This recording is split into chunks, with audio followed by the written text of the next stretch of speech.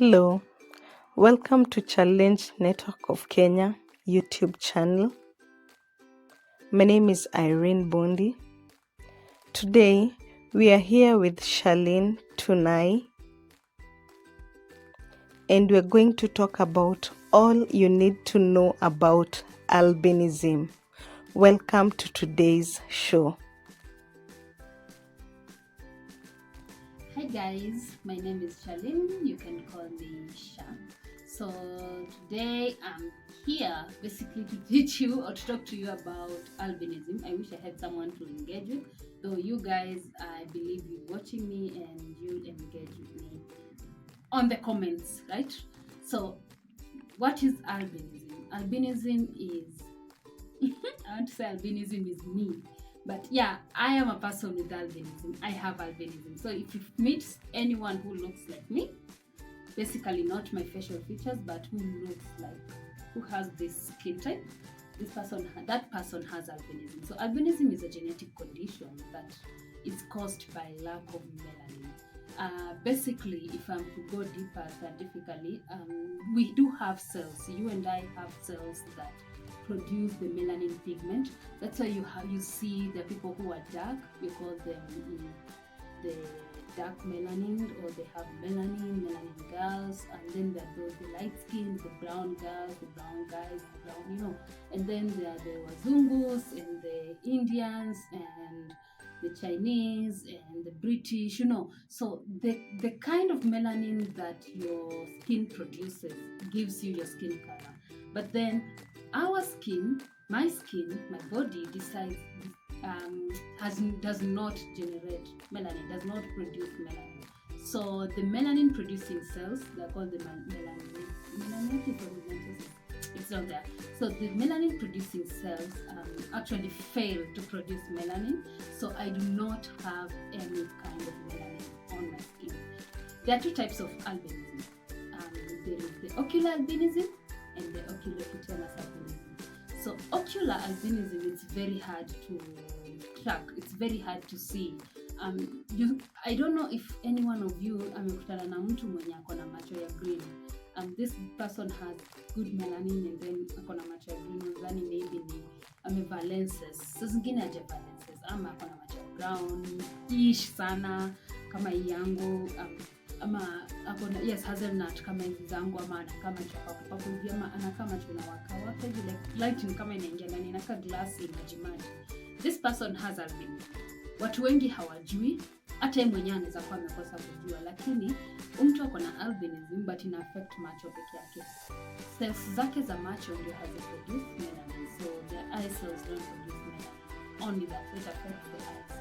But then oculocutaneous is the type B melanin, which affects the hair, eyes, and the skin. That's why you find I have blonde hair, I have like clear eyes, and my skin is like this, more like pale, like very pale skin. Okay, so albinism, you can only get a child with albinism if both parents carry the albinism genes. Wazazi, nyinyi acheni kutoroka watoto, by the way. You're the ones who carry the gene. Babako ako na hiyo gene ya albinism, hata akitoroka bado ako na hiyo gene ya albinism. Your mom has the same gene, hata akitoroka she still has the gene. So your dad and your mom came together, and there's a 1 to 4% chance, a 1 to 4 ratio chance that the child that would have been given birth to has albinism. So you go to the 1 ratio. So ukamanage kuwa na albinism, or if utapata mtoto mwenye hana albinism, you as parents, if you'll get a child who doesn't have albinism, the child will be a carrier. So these are genes. It's not a disease. It's not a chance. It's not witchcraft. I'm trying to demystify myths here, by the way. It's not witchcraft. It's not a disease. It's not chance. It's not whatever it is that you will come up with. It's genes that you carry from your generation to your generation to your generation to your generation. So you might be carrying the genes for 10 generations to come until that person meets a person who also carried the genes for generations to come, and then 1 to 4 ratio chance akapata mtoto mwenye ako na albinism. You'll find a family that has people with albinism purely. You'll find a family that has only one person with albinism or two. I come from a family where I am the only person with albinism. Trust me, my siblings are carriers. I had to make that clear to them.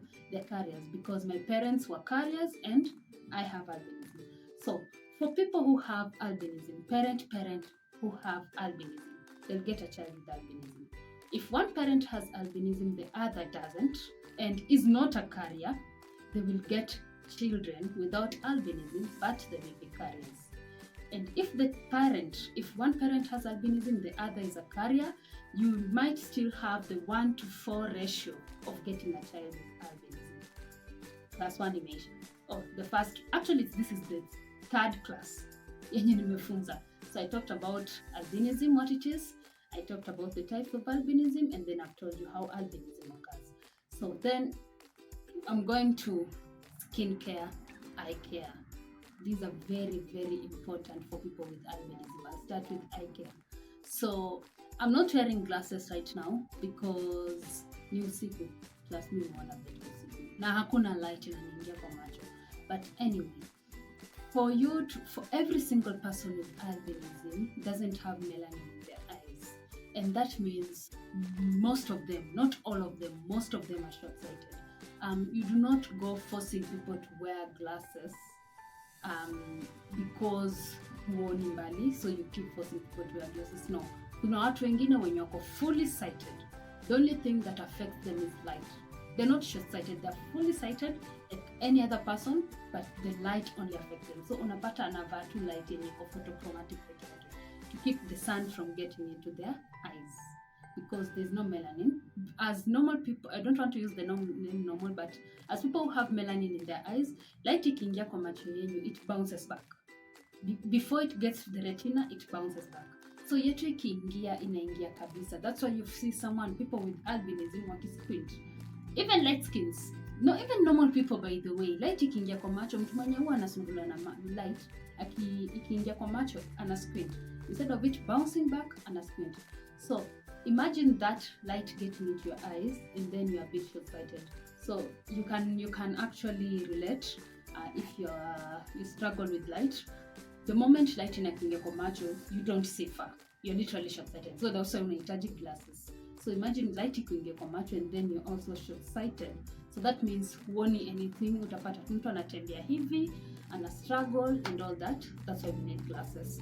And also you need glasses to prevent yourself from straining. The more you squint, you strain and you loosen your eye muscles. Loosening your eye muscles means you're actually weakening your eyes. Unapata numbers zako zinakuwa high and high and high. And nikisema high, simaanishi like the higher they are, the better your sight is. No. The higher your numbers, the worse your sight is. The lower your numbers, the better your sight is. Especially kama iko on the negatives. If you're on the positive, then you're better. The higher your number, the better your sight is. But we find most of the persons with albinism, their numbers are on the negatives. Okay? Because of the sight issues. Unapata wengine walistrain kutoka utotoni and then ndo wameanza kuvaa miwani, so unapata macho tayari imeharibika. And no, people with albinism do not get blind by 30. No, that's another myth. Nimewaambia by there as I'm talking, I'm also demystifying things. And also, now, if you have a child with albinism, make sure that anavaa miwani just to protect them from the sun. But before mpatie miwani, make sure ameenda kupima macho. Make sure ameona ophthalmologist, make sure ameona optician, amepewa the right kind of glasses and all that stuff. Now, the fact that we are short-sighted means mtu akiwa class anafaa kukaa mbele. So basically, the closer you are to the object, the better it is that you see it. This should apply to every place. So unapata akienda akisoma kitabu anaeka hivi kitabu kwa uso because you're short-sighted, you need to see. Akiwatch TV unapata anakaribia TV. I just thank God that the TV za siku hizi si za kuumiza mtu macho. Kitambo ulikuwa na watch Great Wall unatoka hapo because the lights that I emitted, the resolution and everything is just fine. Inachangia kwa hivyo mtu macho. But there's a TV size hata ukienda uweke uso yako hapo, there's nothing that will happen. But I'm not sure which kind of brands produce that. So still be cautious about your child being very close to the TV. but usimpige ukiona anakaribia kitu, usimpige haoni. What you have to do is to enable your child see better, or enable your friend see better. Sawa. Now, that's another thing. When it comes to skincare, I've said hatuna melanin. People with albinism don't have melanin. So, you do not expect me kwenda nje kwa jua, mimi na wewe tumetoka kuoga, tumevaa vizuri, tumepaka ng'ombe or whatever it is tumepaka, hata kama ni Zoe or Nivea, tumeenda nje and we stay under the sun as long as we want. Do not expect that. Because one, if you have melanin, you can also stay under the sun for a period of time. Huwezi kaa uko like for a long time. Utafeel jua inakuchoma. Ndio maana unapata wewe hadi mtu mwenye ako na melanin unasema jua ni kali, siwezi kaa uko. Because the rays are hurting your skin.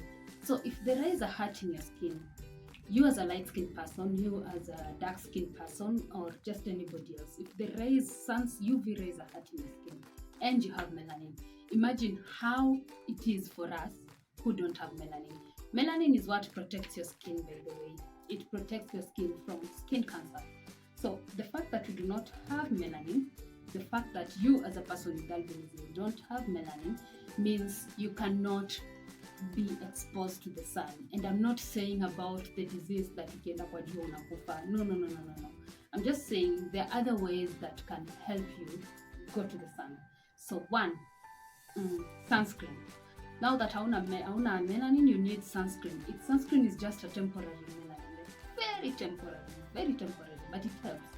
So it blocks the UV rays from getting to your skin, because when the rays get to your skin, unaona venye mnaambua like mkieka makucha muende kwa hiyo inaitwaje, that machine hiyo, the UV light thing, naomba mtapata cancer. UV rays is literally going directly to your skin. Nawaambia hivyo na mimi nilitoka huko, by the way, but mimi nikienda kufanyiwa makucha, but this is not PR. If I'm going to make my nails, I always make sure that I have sunscreen. Like after umesha ni massage wamenyosha, I reapply sunscreen before we start doing my nails. Because I know I'm getting into that machine, I have to protect my skin. I'm not getting cancer nikiangalia, by the way. So the moment you go to that, there's an alarm, there's a public notice that these machines gives you cancer, skin cancer. And it's true, because it's UV rays falling directly on your skin. Now, imagine this is from the sun, in electric, but this is from the sun, the origin of UV rays falling directly to my skin. Unapata mtu, that's why ako na vidonda, ako pink, because inamchoma, by the way, inamdamage. And this is what inaendelea kutengeneza lesions. Wengine unapata wanakuwa na very dark, hard skin, thick skin, ni ngumu kabisa, inakaa very hard. Wengine unapata ni vidonda, wengine unapata wako wrinkled, because the sun is burning them and the skin is reacting in different ways. And if this is extended, unapata anakuwa na vidonda, inaanza na lesion, alafu kidogo kana grow, nadhani tu ni kidonda itaki kupona, and cancer is developing. And you know cancer, how it can actually drain someone, how expensive it is, and it actually leads to death. Anyway, to avoid all that, there are some things. Kuna protective clothing. I'm not only talking about proper clothing, I'm talking about protective clothing. Kofia. No, achana na hizi kofia zenye mnapata mtu amevaa kofia iko na mashimo. Juzi niliona kofia nyingine yenye iko rugged, and I was wondering, what is this helping? Like, okay, fine, ni fashion, but inasaidia aje? Kwa nini nivae kofia na iko na mashimo and nimeendea kofia? Mvua ikinyesha then. Anyway, mwenye anitengeneza, good for you. That's a good way of thinking. I love fashion. But kofia, do not give your child with albinism, or you as a person with albinism, usivae kofia yenye iko very low grade. I know, I've seen people wakivaa capes. Sikatazi mtu kuvaa cape, by the way. We kama ni demu umevaa cape, make sure that your uku kumekuwa covered. Like, if you're putting on a cape, then make sure you have long hair that is covering you. If you're putting on a cape and you're a guy, nasikia inaitwa cap. Okay, if you're putting on a cap and you're a guy, make sure you're covering the side. So kuna hizo zenye zinakuja na a piece of clothing yenye inaanguka kukukava shingo, because kwa nini ufunike forehead na huku kwa shingo unachomeka? You're still killing yourself. Yeah, I'm using that word. You're still killing yourself. You're still killing your child at the fashion. And I've seen people on a caps video, akona dready, nice, protecting yourself, yeah. And then amefunga bandana. If you still want to be stylish, you can still be stylish and protect yourself. Another thing is a sombrero or a wide brimmed hat. Put that on. Put that on. I'd recommend it's stylish. I love style, so it's stylish. It's cute. It's wonderful. It goes with anything. Sidhani sombrero unaweza vaa anywhere, hadi kwa beach. Like you can put it on anywhere. Ladies love sombreros, love wide brimmed hats. I know they can be bulky, especially hizo zenye haziwezi jikunja, but kuna zingine siku hizi like literally nikanguo unakakunja unaweka kwa handbag then unatoka. And there are also big hats for gentlemen, for guys, for boys. No, like you can still be stylish without all these things that hang you. Now, another thing is long-sleeved clothing. So I am not talking about only long sleeve, but I'm talking of clothing that literally cover your skin. So you can do a turtleneck. Utaki kuvaa vitu nyingi, you can just do a turtleneck na kanafika hapa. Na sisemi uvae turtleneck. I've seen ladies do this and it's really annoying me. Ladies with albinism, I understand you're grown up, I understand you're beautiful, and I understand that you want to show yourself. It's good. That's nice, that's good. And fashion is also here. But I don't expect you umevaa nguo, umevaa kofia, and then huku hivi it's literally a big cleavage. It's really, really bad. I look at you and you're all pink here. All pink. I don't know, the fact that it's all pink, ulipaka sunscreen asubuhi, sunscreen has to be reapplied. If it's 30 SPF, sun protecting factor, then apply it after 3 hours or 2.5 hours. Reapply it. Because inakuprotect for only 3 hours, 2.5 hours. Nguvu imeisha.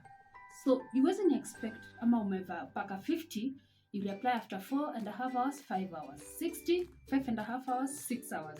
And remember 70, 80, 90, I don't know if I'm improved squeezy, but the higher the number, the more the chemicals. So I'd rather you avoid. Na saa zingine unapata mtu anakudanganya 100 SPF. 100 SPF means na anakupatia melanin, which is a lie.